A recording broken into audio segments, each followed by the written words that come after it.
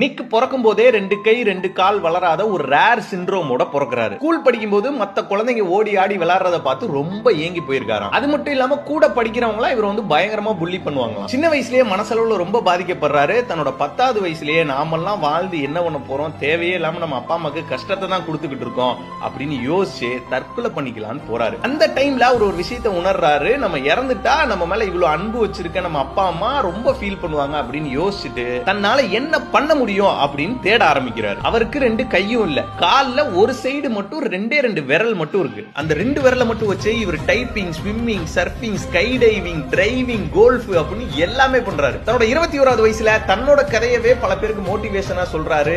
70 கண்ட்ரீஸ்க்கு travel பண்றாரு. World ஃபுல்லா famous ஆகுறாரு. இப்போ அவருக்கு கல்யாணமாகி குழந்தையும் இருக்கான். நிக் தன்னோட சூழ்நிலையை மாத்த முடியாதுன்னு உணர்ந்தாரு. தன்னோட மைண்ட் செட்டை மாத்திக்கிட்டாரு. காலே இல்லாத ஒரு காலுக்கடியில இந்த உலகமே வந்துச்சு. It's all about the mind set.